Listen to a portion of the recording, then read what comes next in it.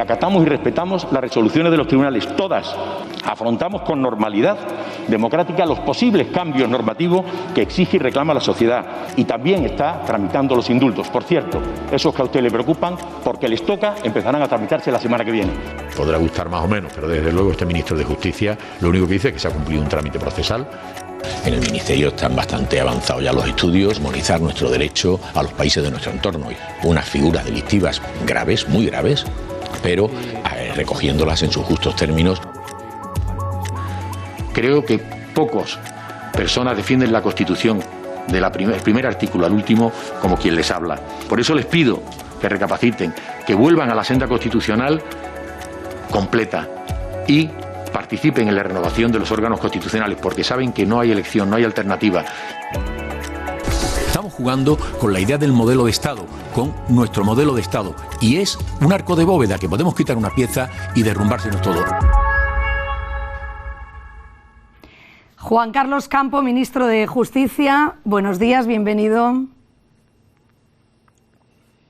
Hola, muy buenos días. Un placer. Buenos días. Gracias por acompañarnos desde nuestros estudios en Torre España. ¿Ha podido llegar sin no muchas dificultades a causa de la nieve? Sí, se va recobrando paulatinamente y gradualmente la normalidad y bueno, se empieza a poder circular por la capital. Ministro, la actualidad catalana sabe que el día de hoy pasa por este posible aplazamiento de las elecciones catalanas. Es una decisión que se va a tomar mañana, pero a día de hoy prácticamente todos los partidos proponen posponerlas, a excepción del PSC, que es el único que se ha quedado solo diciendo que hay que celebrarlas. ¿Cuál es la opinión del ministro de Justicia? ¿Cree que deberían celebrarse en la fecha que están marcadas, 14 de febrero? Bueno, no sería muy prudente que el ministro de Justicia se pronunciara sobre esos extremos. Como jurista lo que no puedo es dejar de sustraerme a una realidad normativa. Y esta realidad es la que, la suspensión de un trámite electoral de este calibre no está contemplado en nuestro sistema, en la ley electoral general. Y bueno, y esto no lo dice solo España o nuestra normativa, sino que es una esencia de la democracia. Mire, la Comisión de Venecia, que bueno, es un instrumento de referencia, ¿no? Establece, y cuando habla de esto, habla de democracia, Estado de Derecho y derechos fundamentales. De eso es de lo que estamos hablando. Por tanto, tenemos que establecer mucha cautela ante una falta de previsión legal, suspender la democracia, porque bueno, puede traer muchas consecuencias que no son buenas para la democracia. Por tanto, ministro, entiendo que se podría estar vulnerando algún derecho fundamental si se suspenden y se aplazan las elecciones. Bueno, yo no insisto y no me va a sacar de ahí, porque es una convicción de lo que le estoy diciendo. Lo que digo es que la respuesta que se dé tiene que ser absolutamente proporcionada a la situación, porque desde luego lo que estamos hablando es de eso, créanme, de democracia, Estado de Derecho y derechos fundamentales. Por tanto, cuidado con lo que estamos jugando, porque es una cosa muy delicada, que es la vertebración de la democracia. Estamos hablando de la necesidad de que haya gobiernos operativos y en 100% de facultad. De facultades, bueno, creo que no hace falta decir la importancia de un gobierno en los momentos actuales que estamos viviendo y, por tanto, lo que hay que ver es si se dan esas circunstancias que aconsejaron y que se adoptó al margen de los ámbitos legales con ese consenso en procesos anteriores, como fueron los de Galicia o del País Vasco. Insisto, creo que es una llamada que tiene que hacer el ministro de Justicia a la responsabilidad, al ámbito normativo y al análisis detallado de las situaciones para poder analizar esa situación y llegar a una medida que creo que es grave para la democracia, como es la suspensión de unos comicios. Entiendo que esa llamada usted la hace al gobierno de Cataluña y también a los partidos políticos catalanes, que son los que deben tomar la decisión mañana. ¿Cabe la impugnación? ¿Cabría que algún partido, incluso el PSC, impugnara la decisión? En primer lugar, es una reflexión que transmito como jurista y que creo que es bueno que los ciudadanos vayan tomando conciencia de lo que estamos hablando, que no es igual votar el 14 que otro día. Si no hay más remedio, pues podría hacerse, como hemos visto en esos ejemplos que he puesto, pero que desde luego es una cosa muy, muy, muy delicada. Mecanismos, el derecho siempre tiene mecanismos de impugnación, evidentemente. Ministro, la actualidad catalana por Bruselas. Hoy Carles Puigdemont debe comparecer en la Comisión de Asuntos Jurídicos del Parlamento Europeo. El Tribunal Supremo pide que se levante su inmunidad para emitir de nuevo una euroorden. ¿Sería una buena noticia para la justicia española que se concediera el suplicatorio? Bueno, la justicia española, el Estado español y bueno, todos los demócratas se tienen que felicitar porque el Estado de Derecho funcione y al final uno podrá obtener éxito en sus pretensiones o no, pero eso no desmerece el Estado de Derecho. Lo importante es que se está viendo un trámite para una petición que hizo el Tribunal Supremo para establecer la situación personal y el enjuiciamiento de determinadas personas y Europa tiene un mecanismo para verlo. Hoy se está viendo en la Comisión y tendrá que votarse. Bueno, creo que en mes y medio, 2 meses tendremos la solución. Por tanto, prudencia y respeto a esos tiempos. Ministro, el Tribunal de Apelación belga ha negado en sentencia firme la extradición del exconseller Lluís Puig. El tribunal además considera que no se le garantiza un juicio imparcial porque no se respeta su presunción de inocencia. ¿En qué lugar deja la justicia española una sentencia de este calibre? Bueno, me preocupa más como institución, como ámbito europeo en el que nos movemos, pronunciamientos de este tipo, pero evidentemente decir que puede ser que no haya un juicio justo es no conocer la realidad del Estado de Derecho de nuestro país. Se cumplen escrupulosamente los derechos fundamentales, el respeto al proceso, el proceso justo y por tanto creo que, bueno, es una materia en la que no me voy a pronunciar, pero hay recurso. Y se está estudiando por quien corresponde la posibilidad de presentar ese recurso, pero desde luego como jurista español y como ministro de Justicia tengo que decir que el máximo respeto a las instituciones de la justicia en nuestro país porque se cumple rigurosamente el marco de legalidad que nos hemos dado y el Estado de Derecho. El máximo respeto, pero a la vez una cierta preocupación por el hecho de que desde Europa lleguen sentencias, con frases tan duras como esta, ¿no? Que no se le garantiza la presunción de inocencia. Sí, con preocupación, pero espero que al final la voz de la razón sea oída y tengamos una claridad, porque el marco europeo lo reclama y eso es lo que nos hemos dado los socios, ¿no? Un respeto y una confianza en el funcionamiento de los demás estados. Ministro, cuando el vicepresidente Iglesias dice, y lo ha dicho en varias ocasiones, que él mantiene conversaciones con estos líderes que están en el extranjero, como Carles Puigdemont, ¿debemos colegir entonces que el Gobierno mantiene vías de contacto con ellos?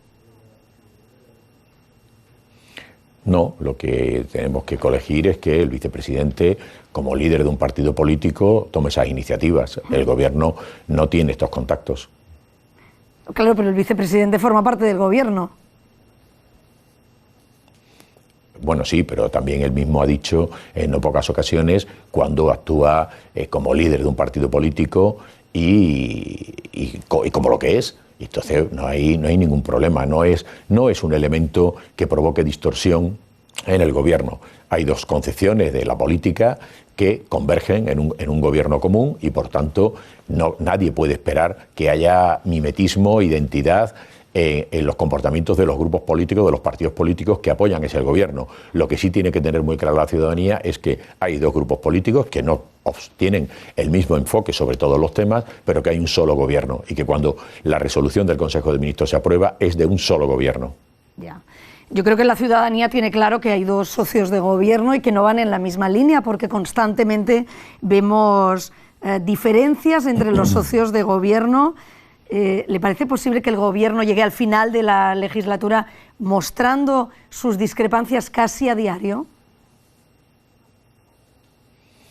Bueno, la discrepancia es uno de los gérmenes de la democracia.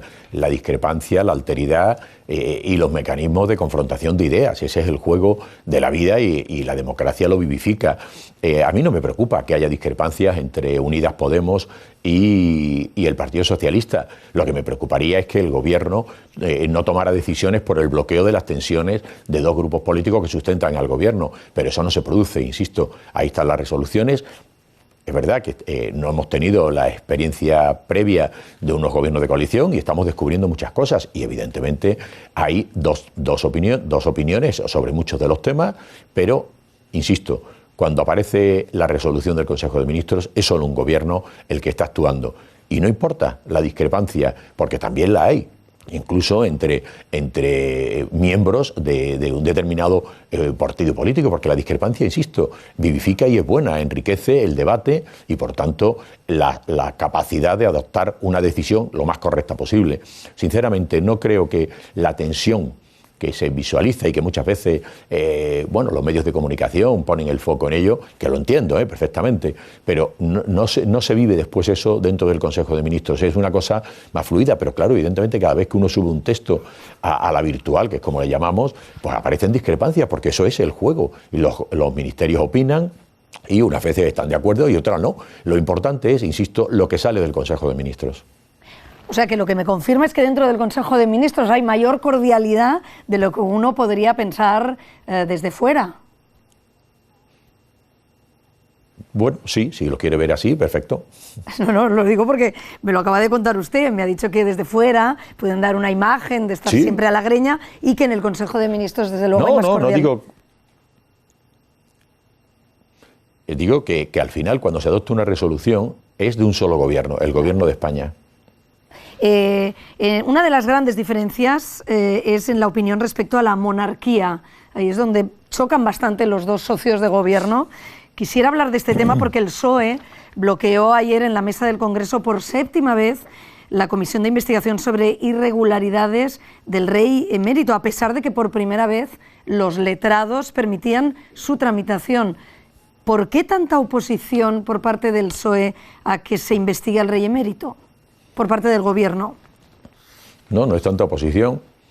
Le decía que no es tanta oposición, es mantener el criterio de que el Parlamento, el Congreso, controla al Gobierno y no a la institución de la corona. Mantiene el criterio, pese a ese cambio de los letrados, con los matices que hacen los propios letrados, pero, sin embargo, la opinión firme del Partido Socialista del Grupo Parlamentario Socialista, en orden a no dar viabilidad a esta comisión de investigación, es parte de la misma esencia siempre y es, por tanto, tremendamente coherente. Y es que el Congreso de los Diputados es un órgano de control del Gobierno. Y no de las instituciones. No de la monarquía, efectivamente. No de la monarquía. Pero usted, ministro, como ciudadano, imagino que de izquierdas, ¿qué opina cuando oye que el rey emérito usaba tarjetas Black financiadas por empresarios extranjeros? Pues preocupación, lo he dicho en alguna ocasión, preocupación, porque no es bueno, pero también tengo que hacer una reflexión como ciudadano que espero tener una opinión mínimamente fundada sobre cada uno de los temas que me cuestiono, es, a ver, una cosa es la actuación de una persona concreta y otra es la corona, la institución, el marco, porque lo que estamos hablando es de las instituciones del Estado y en este caso el núcleo sobre el que se estructura nuestra convivencia con la Constitución del 78. Es la Constitución del 78 la que recupera la monarquía parlamentaria y, por tanto, esa es la forma del Estado que nos hemos dado. Creo que si no diferenciamos esos planos no nos va a ir bien. Y en ese sentido creo que es bueno hacer estos planos y después ya, insisto, preocupación porque no es una buena noticia, claro que no, pero también distingo que creo que tenemos que estar ahí, ser prudentes y decir, a ver, tenemos un Estado de Derecho, tenemos una situación de igualdad ante la ley y tenemos una justicia que funciona, a lo mejor más lenta de lo debido, pero que funciona. Por tanto, dejemos que cada parte haga aquello a lo que está llamado a hacer. Ministro Campo, no sé si le ha dado tiempo de ver una información que publica hoy el diario.es que nos informa de que Patrimonio Nacional, según el diario.es, paga los sueldos y viajes del personal desplazado a Emiratos Árabes Unidos para asistir al rey emérito. ¿Usted me puede confirmar que es así, que el coste del personal que asiste al rey emérito sale del erario público de Patrimonio Nacional? Bueno, no he leído la noticia, pero también tampoco tengo por qué sobresaltarme sobre esa cuestión, porque bueno, si establecemos que tiene que haber una protección, intuyo, pero desconozco la información y los detalles, pero sinceramente creo que no hay que rajarse las vestiduras por ese tipo de cosas. Creo que la monarquía está haciendo un esfuerzo permanente de dar transparencia, de dar visibilidad a los gastos de la corona, cómo se articulan, cómo se distribuyen. Creo que está dando unos pasos tremendamente importantes para que sea una monarquía parlamentaria del siglo XXI, y en ese sentido es con lo que me quedo. Evidentemente hay cuestiones que podemos ir puliéndolas. Estamos en ese debate, pero hay que hacerlo, como decía ayer la vicepresidenta, con el sosiego necesario que tienen las cosas tremendamente importantes. Estamos hablando del título 2 de la Constitución, que es la argamasa sobre la que construimos nuestro Estado social y democrático de derecho. Por tanto, vamos a hacerlo con él. Todo lo que se haga tiene que hacerse con un enorme consenso, aparte que forma parte, y permítame aquí la expresión un poco de jurista, pero de la parte superprotegida de la Constitución. Por tanto, tiene unos mecanismos mucho más complicados de articular su modificación. Pero creo que solo podemos hacerlo con la misma idea que tuvimos en el año 78, que es el gran consenso de la ciudadanía. Me cita declaraciones de la vicepresidenta, claro, pero es que ayer Carmen Calvo, en una entrevista aquí, en esta casa en Radio Televisión Española, dijo: el rey Juan Carlos no tiene actividad pública ni vive con los recursos públicos. Por eso yo le planteaba el tema, porque no casa demasiado con esta información que nos dice el diario.es que sí vive de recursos públicos, el rey emérito. Solo puedo decirle lo que acabo de decirle, que desconozco el detalle de la información, pero si la vicepresidenta ha dicho eso, evidentemente pues no tengo nada que decir. O sea que no hay contradicción ninguna, porque le digo que desconozco el tema, no es de mi departamento, y si lo ha dicho ella, ya está, no hay más que... Está claro que será así. Ministro Juan Carlos Campo, usted anunció el 23 de septiembre que empezaba a tramitar los indultos de los presos independentistas. Le quería preguntar en qué momento se encuentra la tramitación. Bueno, no solo lo anuncié, sino que empezaron a la semana. Están en los trámites legales. La ley del indulto de 1870 establece unos trámites que se pasa al tribunal sentenciador. El tribunal sentenciador, en este caso el Tribunal Supremo, solicita distintos informes a la Fiscalía, a la Abogacía del Estado, a instituciones penitenciarias, porque, insisto, esto no es el indulto a los condenados por el juicio del procés, es a cada persona, porque el indulto es personal. Por tanto, hay tantos indultos como peticionarios hay sobre ellos, y en eso es lo que está. Exactamente no sé cuál es el momento. Tengo más información por la prensa que por otra cosa, porque evidentemente el Tribunal Supremo no va informando de los hitos procesales en los que va haciendo cada día, ¿no? Pero bueno, se ha informado la Fiscalía, parece que sí va a pasar estos días a la Abogacía del Estado, y en eso estamos. Entonces, cuando lleguen a la mesa del Consejo de vuelta del Tribunal Supremo al Ministerio de Justicia, el Ministerio de Justicia elaborará, insisto, individualmente y con cada expediente, una propuesta a Consejo de Ministros.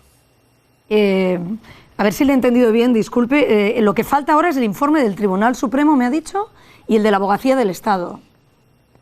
Sí.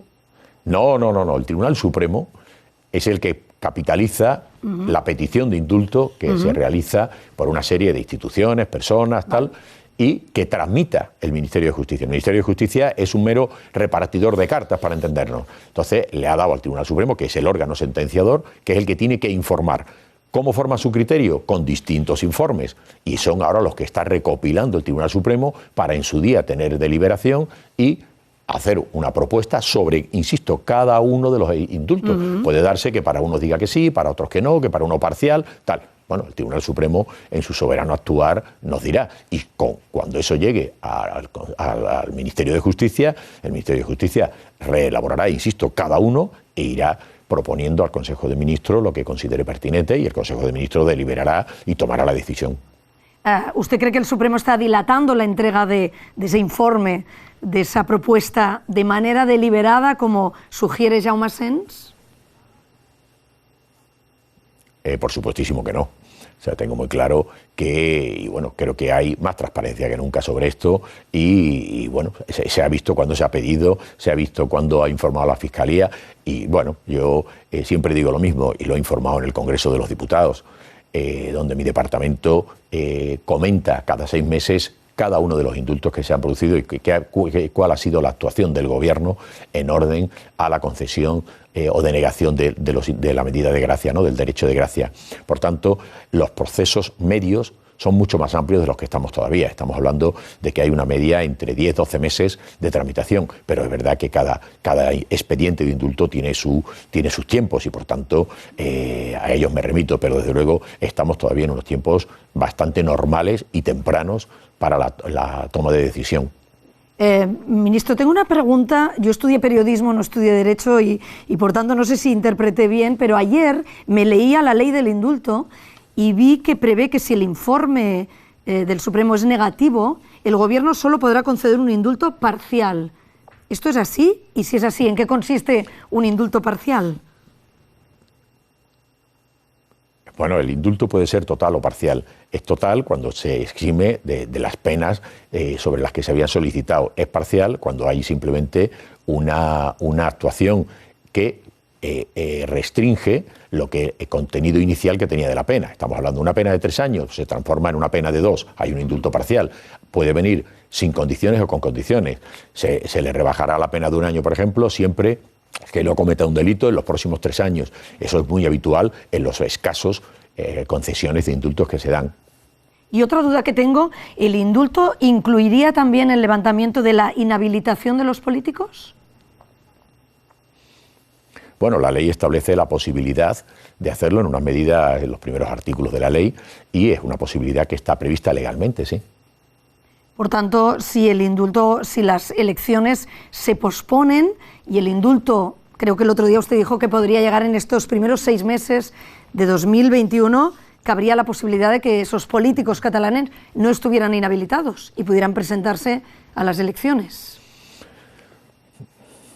Bueno, en el mundo del derecho y con ese juego cabalístico que me acaba de hacer, casi todo es posible, pero sinceramente no sé ni cuándo, si se van a aplazar las elecciones del 14 de febrero, que creo que sería una buena noticia para la democracia que esa decisión del presidente de la Generalitat se pudiera verificar, porque eso es la vivencia de la democracia, ¿no?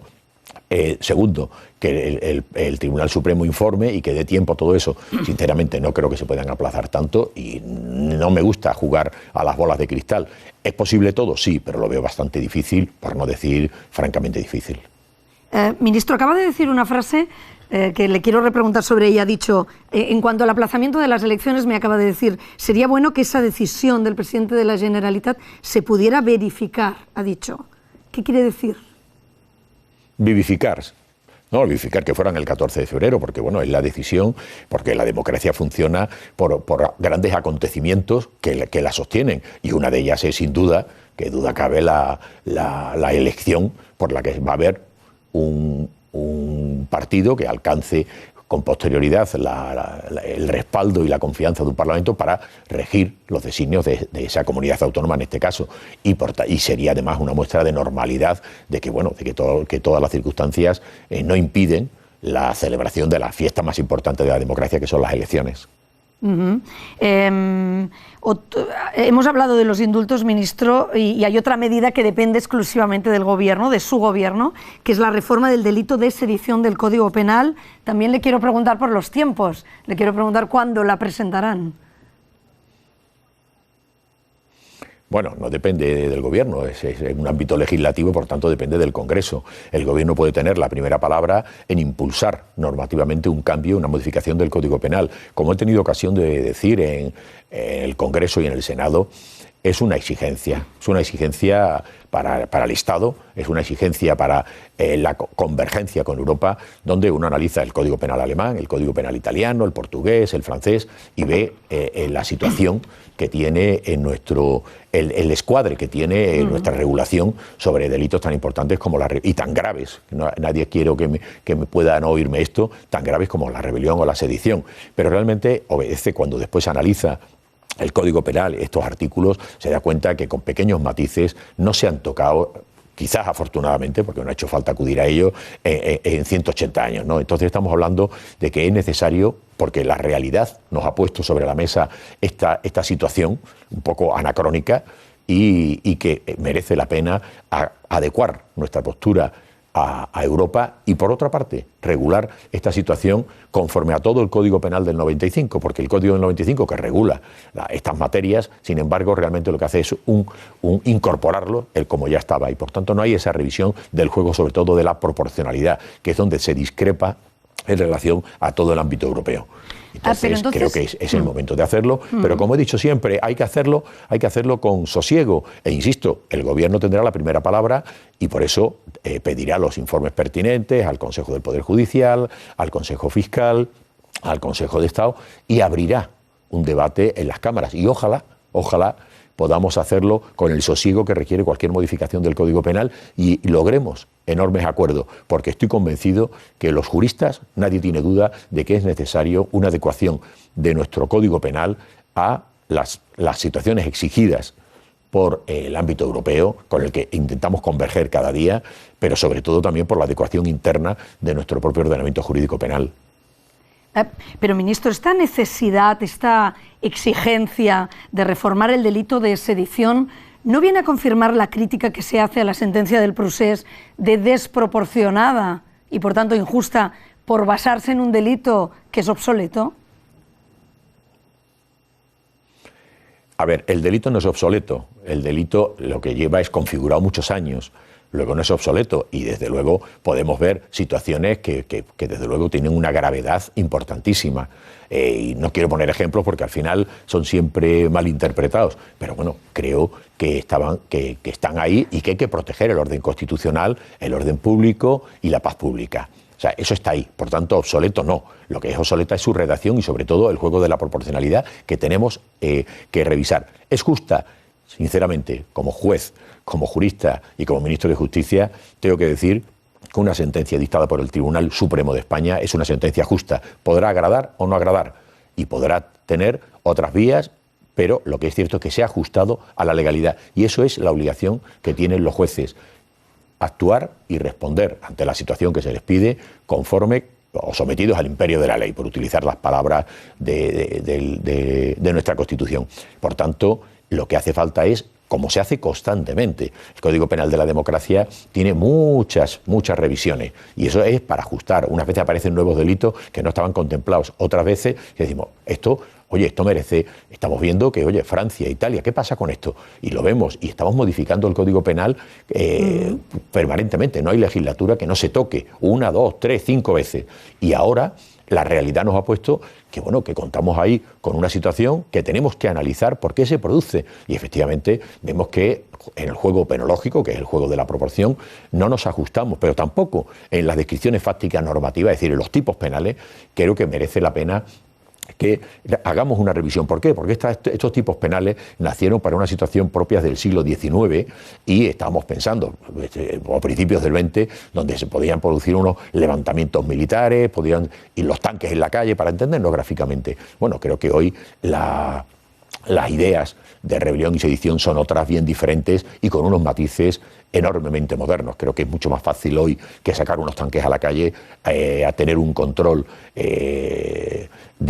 por ejemplo, de instalaciones de enorme interés para el país, estratégicas, situaciones estratégicas. Por lo tanto, tenemos que darle una revisión a eso y ese es el compromiso del presidente del Gobierno y es lo que vamos a hacer en los próximos meses. Ministro, me quedan 2 minutos y ya terminamos. La última pregunta tiene que ver con un tema importantísimo. La he dejado para el final y podría haber sido perfectamente la primera, que es la carpeta que tiene sobre la mesa el Gobierno, que es la reforma del Consejo General del Poder Judicial. El Congreso ha decidido acelerar los trámites para suspender la capacidad de nombramiento del actual órgano de gobierno de los jueces. Le quiero preguntar si se plantea el Gobierno recuperar esa propuesta de reformar por mayoría absoluta el órgano.